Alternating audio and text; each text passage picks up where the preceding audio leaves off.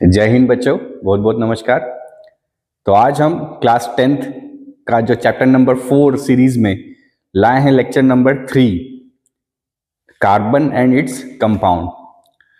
पिछले लेक्चर में हमने एल्केन, एल्कीन और एल्काइंस इनके जनरल फॉर्मूले पढ़े और इनके जो बेसिक नेमिंग होता है उसको हमने सीखा। आज हम IUPAC नॉमेनक्लेचर में ही सेकंड लेक्चर में सेकंड पार्ट में बात करेंगे फंक्शनल ग्रुप की।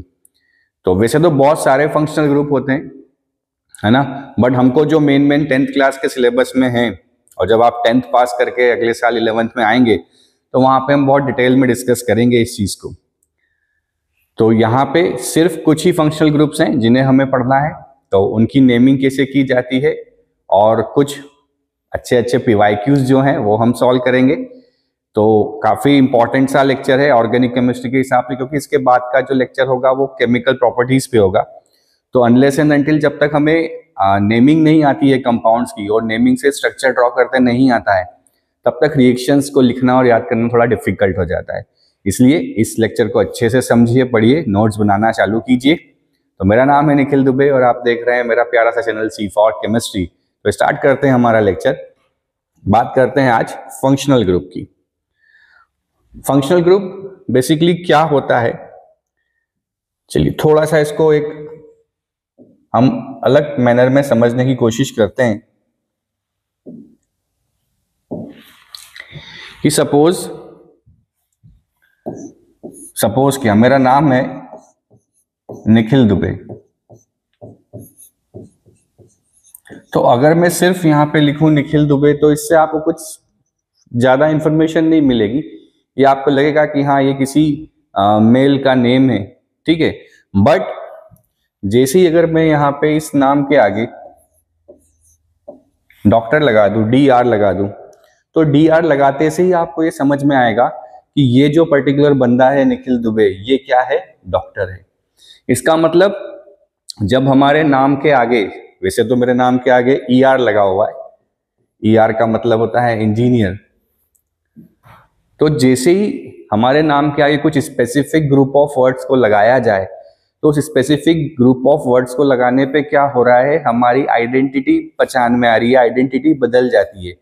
सीधे समझ में आता है कि ये पर्सन डॉक्टर है, ये पर्सन इंजीनियर है, by just adding the doctor and ER। वैसे ही बच्चों जो फंक्शनल ग्रुप होते हैं, functional group are the group of elements, और जब ये ग्रुप ऑफ एलिमेंट्स जब किसी हाइड्रोकार्बन के साथ अटैच होते हैं तो अटैच होने के बाद ये उस हाइड्रोकार्बन की कैरेक्टरिस्टिक को पूरी तरीके से चेंज कर देते हैं। फॉर एग्जाम्पल हमने देखा था इथेन का फॉर्मूला होता है C2H6, जनरल फॉर्मूला इथेन का CnH2n+2। अब यहां से अगर एक हाइड्रोजन हम हटा दें और उस हाइड्रोजन की जगह अगर OH ग्रुप को जोड़ दिया जाए तो यहां पे जो बनता है it will be the C2H5OH, जिसे कहा जाता है एथेनॉल। और एथेनॉल बच्चों जितने टाइप की लिक्विड लिकर्स होते हैं, जितने भी टाइप की दारू होती है, जितने भी टाइप के एल्कोहलिक प्रोडक्ट होते हैं, उन सभी के अंदर ये प्रेजेंट होता है। तो सिंपली हमने क्या किया, एक H को हटा के उसकी जगह हाइड्रोक्सिल OH ग्रुप लगाया, तो उस OH ग्रुप ने पूरे इथेन की कैरेक्टरिस्टिक को ये क्या कर दिया, चेंज कर दिया। तो क्या होते हैं फंक्शनल ग्रुप, ये वो ग्रुप ऑफ एलिमेंट्स हैं, सिंगल भी हो सकता है, ग्रुप ऑफ एलिमेंट्स भी हो सकते हैं, जब ये किसी हाइड्रोकार्बन से जाके कनेक्ट होते हैं तो उस हाइड्रोकार्बन की कैरेक्टरिस्टिक को पूरी तरीके से चेंज कर देते हैं, बदल देते हैं। उन्हें क्या कहा जाता है, फंक्शनल ग्रुप्स। क्लियर है, ठीक है। तो अब समझ लेते हैं हम कि क्या होता है कि all organic compounds are derivatives of hydrocarbons. कहा गया है कि जितने भी ऑर्गेनिक कंपाउंड्स हैं वो सारे के सारे डेरिवेटिव्स हैं, मींस डिराइव किए गए हैं किससे, हाइड्रोकार्बन से। Derivatives are obtained by replacing one or more hydrogen atoms by some other atom or group of atoms. जैसा अभी मैंने आपको बताया कि कैसे बनाए जाते हैं कि जो हाइड्रोकार्बन के हाइड्रोजन्स हैं they are be replaced by the atom or group of atoms. The new set of compounds formed after replacement has functions different from the parent hydrocarbon। कि जब रिप्लेस कर दिया जाता है तो रिप्लेस करने के बाद क्या हुआ, उस नए कंपाउंड की जो फंक्शनल ग्रुप ऐड होने के कारण जो उसकी प्रॉपर्टी है, जो कैरेक्टरिस्टिक है, वो क्या होती है, चेंज हो जाती है। तो क्या हो गए फंक्शनल ग्रुप? एन एटम और a group of atoms present in the molecules which determines the characteristics properties of the organic compound is called functional group. Clear है बेटा? नोट कीजिए इसे।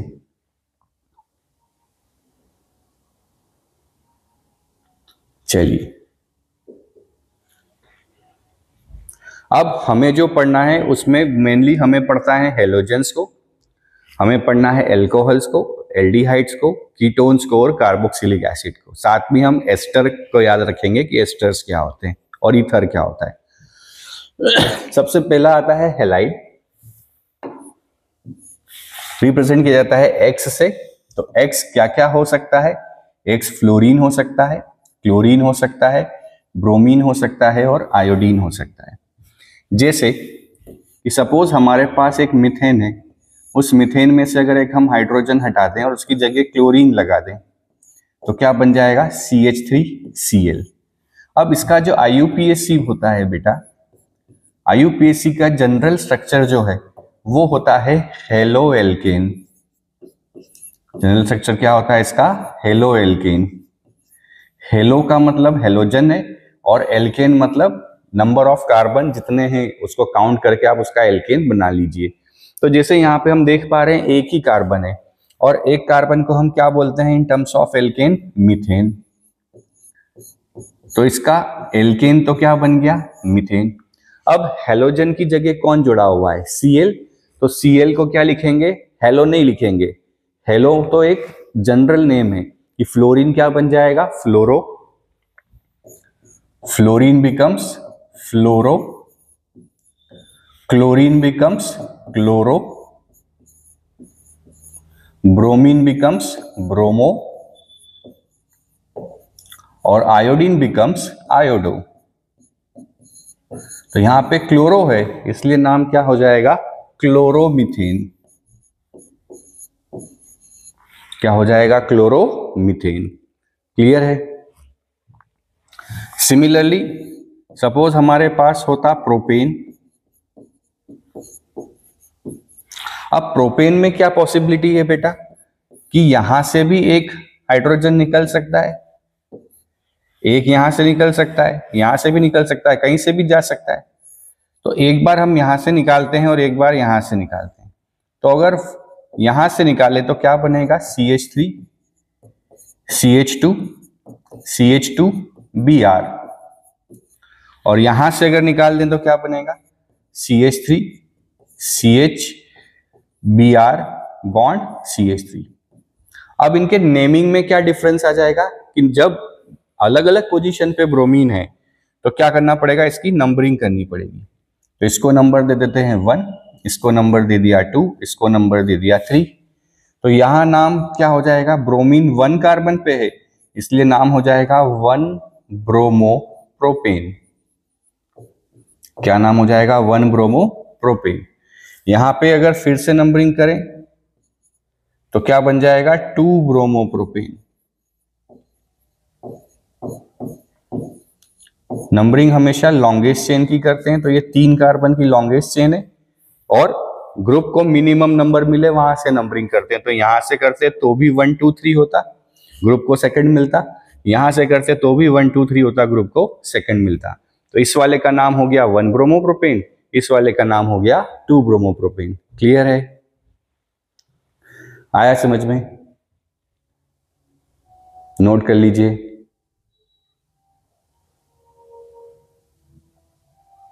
तो क्या नेम होता है IUPAC हेलोजेंस का?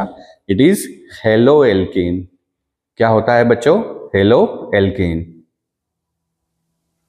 और हेलो किसको स्टैंड करता है? फ्लोरो, क्लोरो, ब्रोमो और आयोडो को। बढ़े आगे। अगला ग्रुप है हमारा हाइड्रोक्सिल ग्रुप OH और इसका नाम क्या होता है? एल्कोहल। OH ग्रुप को क्या कहा जाता है? एल्कोहल। जनरल फॉर्मूला होता है ROH। R का मतलब हो गया एल्काइल, OH का मतलब हो गया एल्कोहल। अगर इसके IUPAC की बात की जाए तो जितने कार्बन है उनको काउंट कर लो, सारे अगर सिंगल बॉन्ड है तो एल्केन का फॉर्मूला बना लो। अब वहां से E हटा दो और उस E की जगह साथ में क्या जोड़ दो? ऑल। तो क्या बनता है ओवरऑल? एल्केनॉल। IUPAC क्या बना? एल्केनॉल। जैसे सपोज हमारे पास है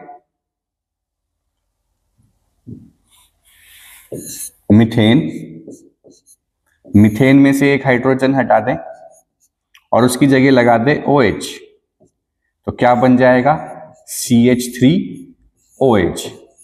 अब हमें अच्छे से पता है कि एक कार्बन का जो एल्केन है उसे मीथेन कहा जाता है, तो एक कार्बन के एल्केन को क्या बोलते हैं? मीथेन।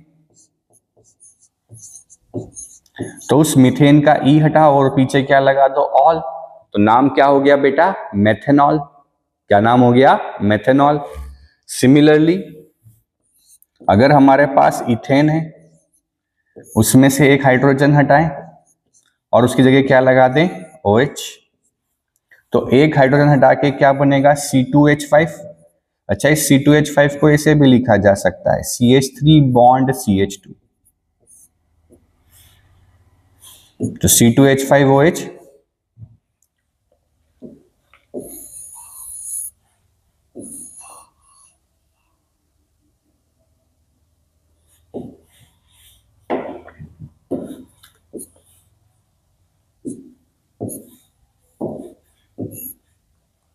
या CH3CH2OH, दोनों तरीके से इसको लिखा जा सकता है, C2H5OH या CH3CH2OH।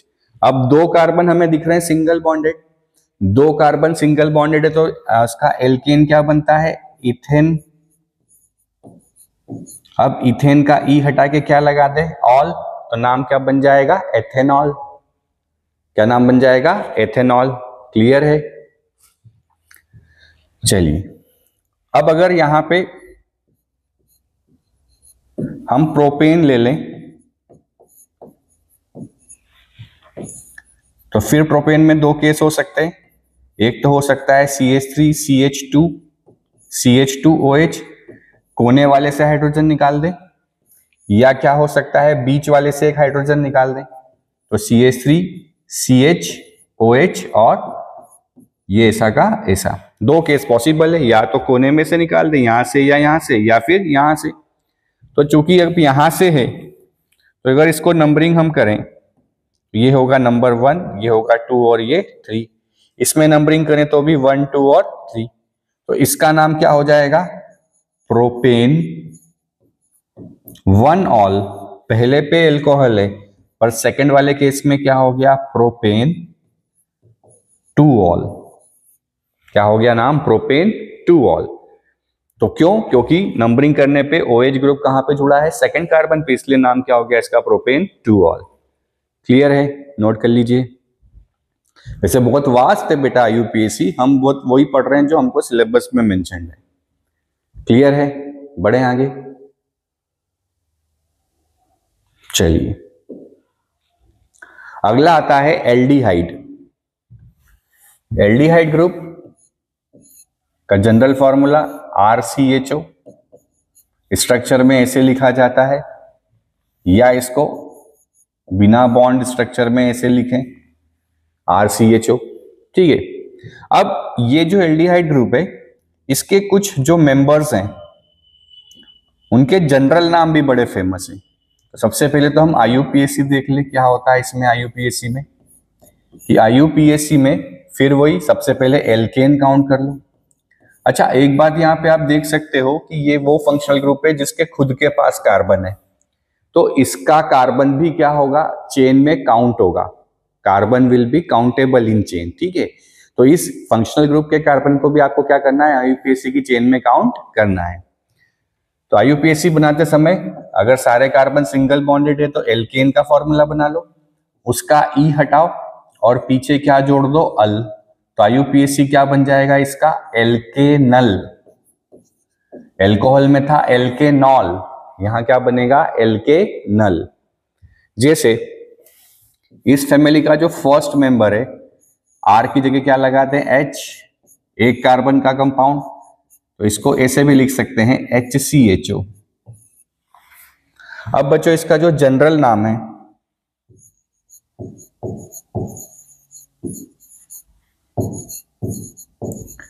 इसका जनरल नाम है फॉर्मेल्डिहाइड। क्या बोलते हैं इसे, फॉर्मेल्डिहाइड। इसका जनरल नेम क्या हो गया, फॉर्मेल्डिहाइड। और अगर आईयूपीएसी की बात करें तो आईयूपीएसी में आप देख ही पा रहे हैं कि एक कार्बन है, तो एक कार्बन का एल्केन क्या होता है, मीथेन। मीथेन का ई हटा के पीछे क्या लगा दे, अल, तो नाम क्या हो गया, मेथेनल। क्या नाम हो गया, मेथेनल। क्लियर है। अब यहां पे एक कार्बन बढ़ा दें, तो सेकंड मेंबर जो फैमिली का बनता है उसे लिखते हैं CH3CHO, या अगर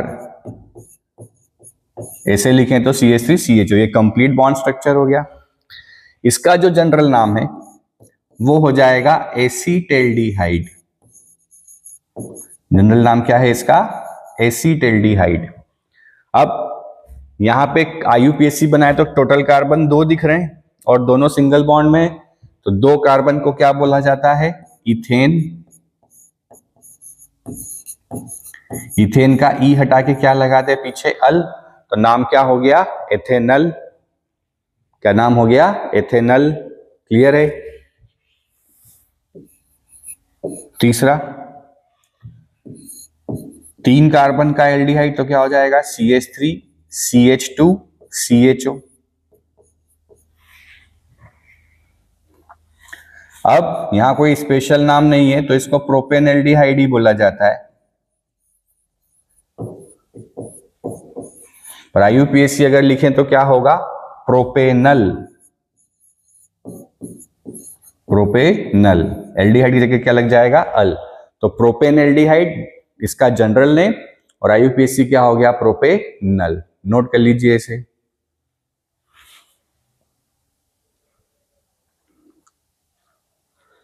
बढ़े आगे। अगला आता है कार्बोक्सिलिक एसिड। जनरलाइज लिखा जाता है RCOOH या फिर RCOOH। यहां पे भी इसके जनरल नेम और आईयूपीएसी नेम दोनों इंपॉर्टेंट है। तो इस फैमिली का फर्स्ट मेंबर जो होता है वो होता है HCOOH। इसे ऐसा भी लिख सकते हैं HCOOH। अगर इसका आईयूपीएसी बनाया जाए बेटा, तो अच्छा पहले जनरल नाम देख लेते हैं। जनरल नेम है, देखिए अभी हमने देखा एल्डिहाइड में जनरल नेम फॉर्मेल्डिहाइड होता है, तो इसका जनरल नेम है फॉर्मिक एसिड। क्या नाम है इसका, formic acid. Formic acid basically लाल चींटियों में होता है और लाल चींटियों को फॉर्मिका कहा जाता है लैटिन में, इसलिए इसका नाम क्या हो गया, फॉर्मिक एसिड। तो क्या बोलते हैं इसे, जनरलाइज्ड फॉर्मिक एसिड। आईयूपीएसी की बात करें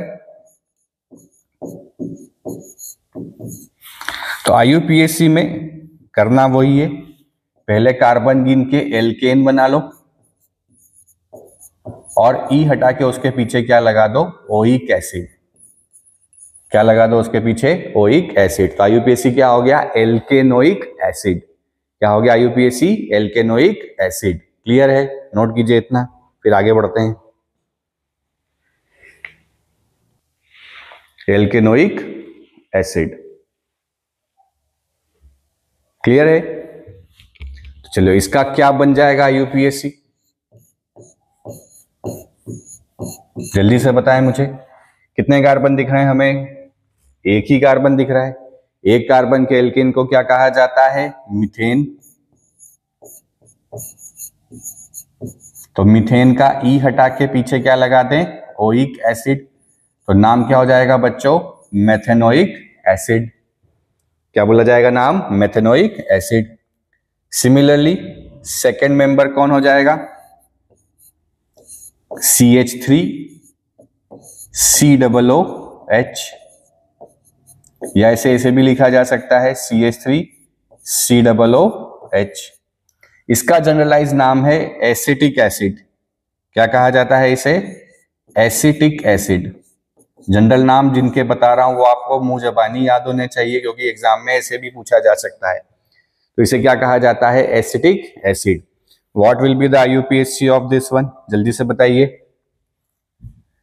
दो कार्बन को क्या कहा जाता है? इथेन। ई हटा के पीछे क्या लगा दें? Oic acid. तो नाम क्या हो गया बच्चों? Ethanoic acid. फिर वैसे ही थर्ड वाले को क्या बोल दिया जाएगा? Propanoic acid. CH3 CH2 COOH। General नाम कुछ भी नहीं है, प्रोपेन कार्बोक्सिलिक एसिड ही बोलते हैं, स्पेशल नाम कुछ भी नहीं है। पर तो IUPAC क्या है इसका? Propanoic acid. प्रोपेन का ही हटा के क्या लिख दिया? Propanoic acid. फोर्थ वाला फिर इंपॉर्टेंट है,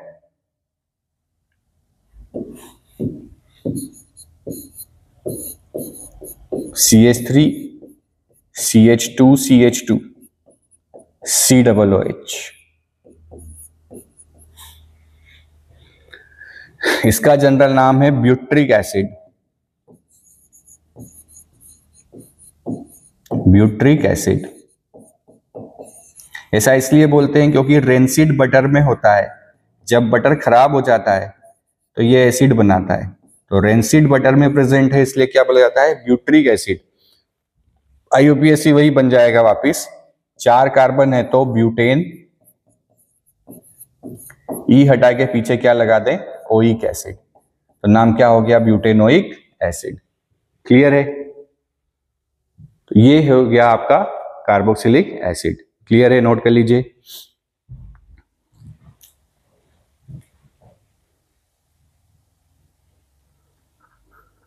बढ़े आगे। चलिए, अगला आता है कीटोन्स। कीटोन ग्रुप जो होता है वो होता है C double bond O।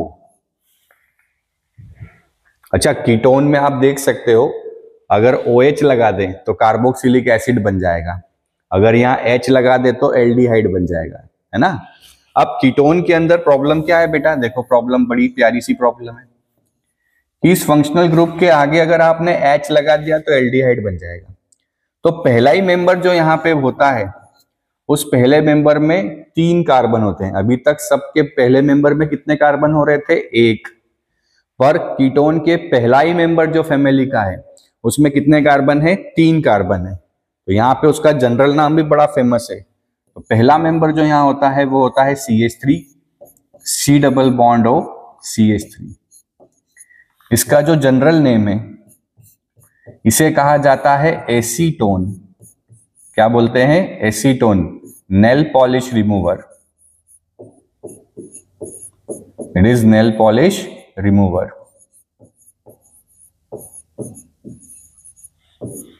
Acetone. IUPAC क्या बनता है इसका? तो जो पैटर्न चला आ रहा है वैसा ही चलेगा। पहले कार्बन गिन लो, कार्बन का एल्केन बना लो, और एल्केन बना के इसके पीछे क्या जोड़ दो? ओन। तो IUPAC क्या बन जाएगा? Alkenone. Alkenone. IUPAC will be alkenone. जैसे अगर इसका हमें IUPAC बनाना है तो 3 कार्बन हमें दिख रहे हैं, 3 कार्बन को क्या कहा जाएगा? प्रोपेन। और इसका ई हटा के पीछे क्या लगा दो? ओन। तो नाम क्या बन गया? प्रोपेनोन। क्लियर है? तो फर्स्ट मेंबर में मिनिमम कार्बन कितने होते हैं कीटोन में? 3। बस बाद में अब आगे बढ़ाते जाओ। इसका कोई जनरल नाम नहीं है, आईयूपीएसी क्या बन जाएगा, 4 कार्बन दिख रहे हैं, 4 कार्बन में क्या बोलेंगे इसे, ब्यूटेन 2-on। क्या बोलेंगे, ब्यूटेन 2n। ब्यूटाइल कीटोन बोलते हैं जनरल नाम में, ब्यूटाइल कीटोन। आईयूपीएसी क्या बनेगा, ब्यूटेनोन। क्लियर है, बड़ा इंपॉर्टेंट है एसीटोन, याद रखिएगा। जिन जिन के जनरल नाम बताएं वो सभी इंपॉर्टेंट है। बढ़े आगे।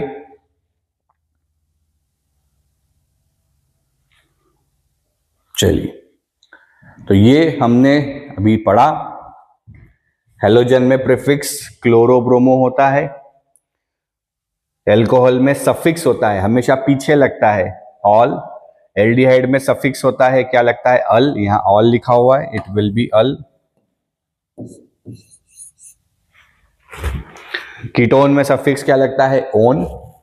कार्बोक्सिलिक एसिड में क्या लगता है, ओइक एसिड। डबल बॉन्ड में इन लगता है और ट्रिपल बॉन्ड में आइन लगता है। इसको हम पढ़ा चुके हैं।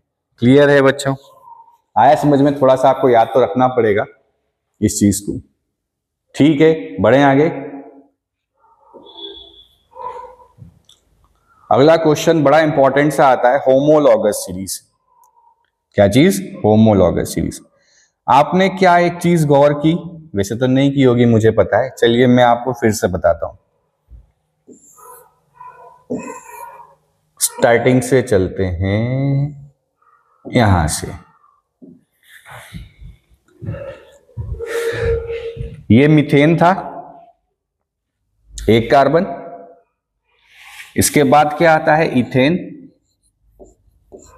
2 कार्बन। उसके बाद क्या आया, प्रोपेन, 3 कार्बन। बोले सर ये नया क्या है, इसमें नया बताओ। जरा एक बात बताओ, मीथेन और इथेन में कितने कार्बन का डिफरेंस है? तो सर 1 कार्बन का डिफरेंस है। कितने हाइड्रोजन का डिफरेंस है? तो सर 2 हाइड्रोजन का डिफरेंस है। इथेन और प्रोपेन में कितने कार्बन का डिफरेंस है? तो सर 1 कार्बन का डिफरेंस है। कितने हाइड्रोजन का डिफरेंस है? तो यहां टोटल कितने हैं, 6। यहां 3 3 6 और 2 8। मतलब कितने हाइड्रोजन का डिफरेंस है, 2 का। इसका मतलब क्या हुआ, वैसे यहां पे चलो, क्लोरोमीथेन में 1 कार्बन था। अगर यहां से इस इथेन में से 1 हाइड्रोजन हटा के हम इसकी जगह Br लगा देते तो क्या बनता, C2H5Br। तो इस क्लोरोमीथेन और ब्रोमो ले लिया, चलो हम क्लोरीन ही ले लेते हैं, दोनों, कंफ्यूजन नहीं होगा। यहां पे अगर हम क्लोरीन लगा देते तो ये क्लोरोइथेन बन जाता। तो क्लोरोमीथेन और क्लोरोइथेन में भी अंतर कितना है बेटा, देखो, CH2 का।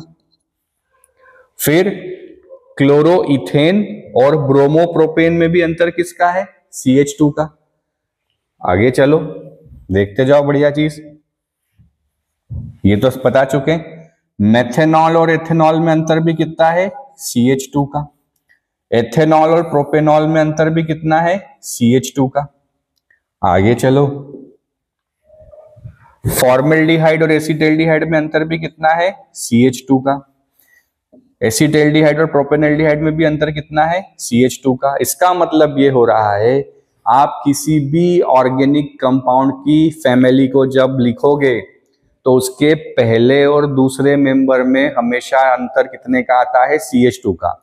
अब ये इसको और जनरलाइज करूं कि किसी भी ऑर्गेनिक कंपाउंड की सीरीज में जो 2 सक्सेसिव कंपाउंड्स हैं, 2 सक्सेसिव का मतलब जो एक के बाद एक आते हैं, उनमें अंतर कितने का होता है, CH2 का। और यही CH2 के अंतर से आप अगले कंपाउंड को बड़े आसानी से बना सकते हो। चाहे तो आप फिर से समझो, फॉर्मेट यहां पे देखें, कार्बोक्सिलिक एसिड में देखो, पहला मेंबर HCOOH था, इसमें CH2 ऐड करा तो CH2 ऐड करते ही क्या बन गया, CH3COOH।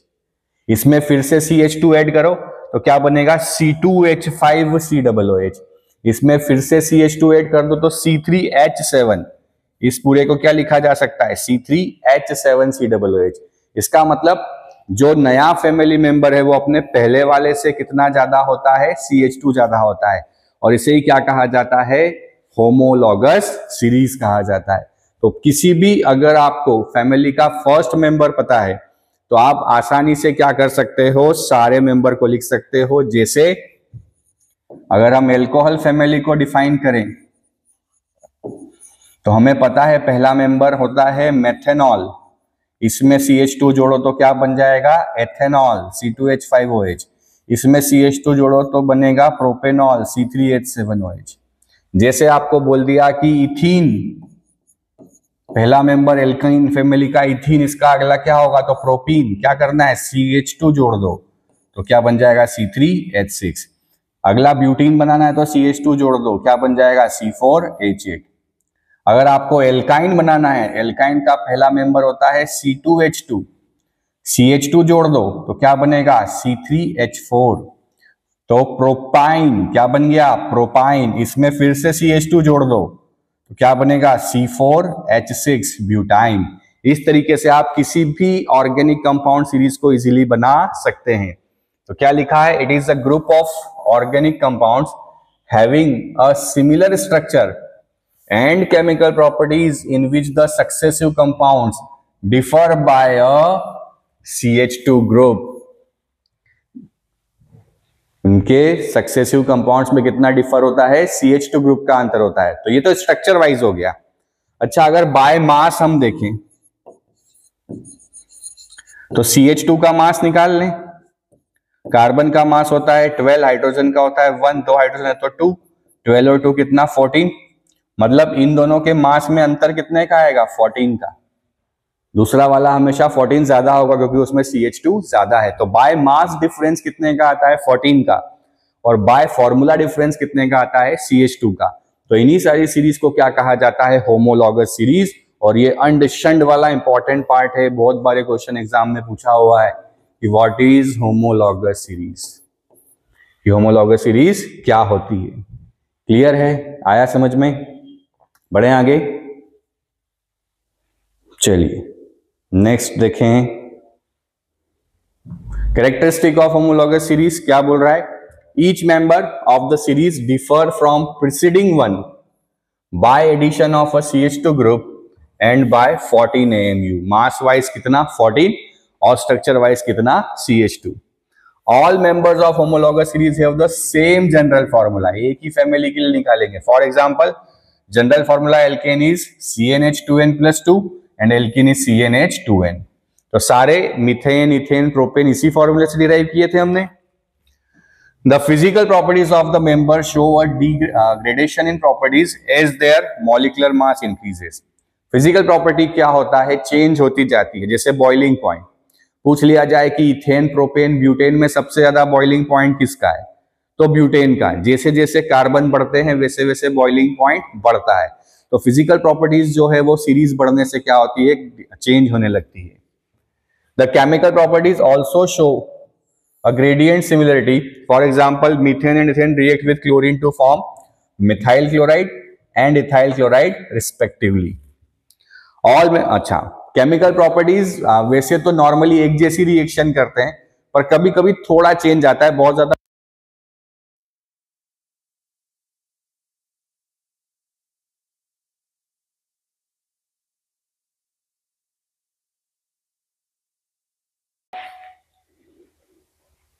तो केमिकल प्रॉपर्टीज में थोड़ा चेंज देखने को मिल सकता है, वो भी आता है मेथड ऑफ ऑपरेशन में। कभी कभी हमें दिखता है कि अलग मेथड चल रही है ना, बट वो बियॉन्ड द सिलेबस है अभी।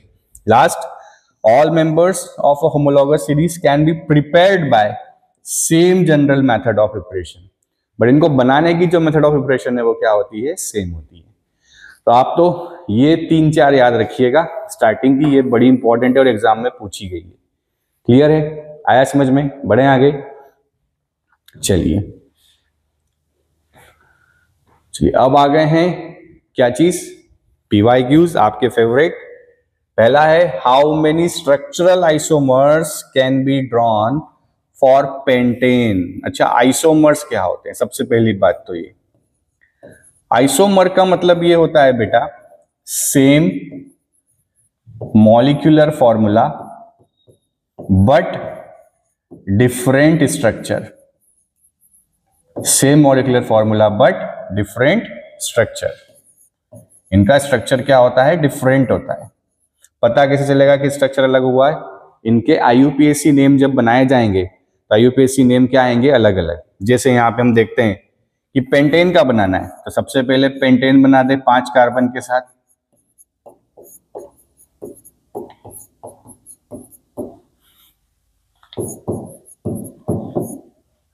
हो गए क्या? 1 2 3 4 5 हो गए। तो ये क्या हो गया आपका? पेंटेन। अब आइसोमर बनाने के लिए क्या करें? 5 की चेन को कन्वर्ट कर दें किसमें? 4 में।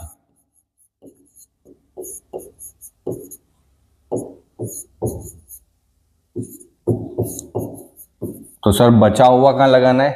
बचा हुआ कार्बन, बचा हुआ जो कार्बन है वो यहां पे बीच में लगेगा, कभी भी कॉर्नर पे नहीं लगेगा। तो कहां लगा दो? बीच में। बीच में लगा दें तो क्या हो जाएगा? यहां से एक हाइड्रोजन को हटाना पड़ेगा और यहाँ पे हमने क्या लगा दिया? Carbon CH3। तो क्या हो गया? इसका नंबरिंग कर दें 1 2 3 4। अच्छा सर क्या यहां लगा सकता था? लगा सकता था। यहां लगाते तो नंबरिंग इधर से हो जाती 1 2। नाम क्या हो गया? 2। ब्रांच में जब भी कार्बन होता है तो उसे मिथाइल, इथाइल कहा जाता है, एल्काइल। एक कार्बन है इसलिए मिथाइल। तो नाम क्या हो गया? 2 मिथाइल ब्यूटेन। क्या नाम हो गया इसका? 2 मिथाइल ब्यूटेन। क्या और इस चेन को छोटा किया जा सकता है सर? बिल्कुल किया जा सकता है। इसको कहां ले जाओ? 3 पे ले जाओ। अब 2 कार्बन बच गए तो दोनों को लगाना है तो ये दोनों हाइड्रोजन को हटाना पड़ेगा। तो एक मिथाइल यहां लगा दो, एक मिथाइल यहां लगा दो। तो नाम क्या हो गया इसका? 2,2 डाई मिथाइल और 3 कार्बन है इसलिए प्रोपेन। ये पेरेंट चेन, नाम हो गया 2,2 डाई मिथाइल प्रोपेन। इस तरीके से आप क्या कर सकते हो? चेन को छोटी करके कार्बन लगाते जाओ बीच बीच में और आपके आइसोमर बनते जाएंगे। क्लियर है? बढ़े आगे। What are the true properties of carbon which lead to the huge number of carbon compounds we see around us? जल्दी से बताइए क्या पढ़ा था हमने? First one was catenation. Catenation was the self-linking property. And second one was tetravalency. Carbon की 4 valency होती हैं और उन 4 वैलेंसी के कारण क्या करता है? कार्बन बहुत सारे कंपाउंड बनाता है। तो catenation and tetravalency are the properties जिनके थ्रू कार्बनिक के बहुत सारे कंपाउंड एग्जिस्ट करते हैं। क्लियर है? बढ़े आगे। What will be the formula and electron dot structure of cyclopentane? Remember, जो साइक्लोएल्केन होता है उसका फॉर्मूला और एल्कीन का फॉर्मूला सेम होता है। ध्यान रखना, साइक्लोएल्केन का फॉर्मूला भी CnH2n और एल्कीन का फॉर्मूला भी CnH2n। तो साइक्लोपेंटेन बनाना है मतलब क्या हो जाएगा? n की जगह 5 तो H विल बी 2 into 5 कितना? 10। तो साइक्लो बनाना है मतलब 5 कार्बन कैसे बना दो? रिंग में। ये बन गया आपका साइक्लोपेंटेन। रिमेनिंग वैलेंसी पे कौन होते हैं? हाइड्रोजन। यहाँ पे हाइड्रोजन मेंशन कर दो साहब। सर 2 क्यों लगा दिए? आप बता नहीं रहे हो ढंग से। अरे सुन लो यार, ये कार्बन, ये एक वैलेंसी सिंगल बॉन्ड से कंप्लीट थी, एक इधर सिंगल बॉन्ड से कंप्लीट थी, 2 और बची थी तो रिमेनिंग 2 पे किसको लगा दिया हमने? हाइड्रोजन। ऐसे ही सबके साथ। तो साइक्लोएल्केन और एल्कीन का फॉर्मूला क्या होता है? सेम। अब डॉट स्ट्रक्चर बनाना है तो बॉन्ड को क्या करो? डॉट में कन्वर्ट कर दो। जैसे ये कार्बन, ये कार्बन, ऐसे ये कार्बन है, ये कार्बन है, ये कार्बन है, ये कार्बन है और ये कार्बन है। इन सबके बॉन्ड्स को कैसे कन्वर्ट कर दो? ऐसे डॉट्स बना दो। क्लियर है? सिमिलरली यहां भी, सिमिलरली यहां भी और ये यहां भी। ठीक है, चलिए आगे बढ़ते हैं। Draw the structures for the following compounds. First is ethanoic acid. Ethanoic acid was carboxylic acid, 2 carbon तो CH3 COOH, first one. Bromopentane, pentane CH3 CH2 CH2 CH2 CH2 and bromopentane last में क्या लगा दो, Br। Hexanal, hex मतलब 6 carbon, तो CH3 CH2 CH2 CH2 CH2। अब hexanal group कौन सा है, एल्डिहाइड जिसमें खुद में कार्बन है, तो क्या लगा देंगे, CHO। ब्रोमोपेंटेन हो गया, ब्यूटेनोन, ओन मतलब कीटोन ग्रुप, अब ब्यूट मतलब 4 कार्बन, तो 4 कार्बन लगा दो, 2 इधर लगा दो, 2 इधर लगा दो, या 3 उधर लगा दो, 1 इधर लगा दो, जैसी तुम्हारी इच्छा, कैसे भी बनाया जा सकता है। क्लियर है, आया समझ में? बढ़े आगे। यहां सिर्फ CH लिखा है, क्वेश्चन मिस हो गया, चलिए कोई बात नहीं। तो ये था बच्चों हमारा IUPAC nomenclature of functional groups, जो हमको 10th क्लास में मेंशन्ड है।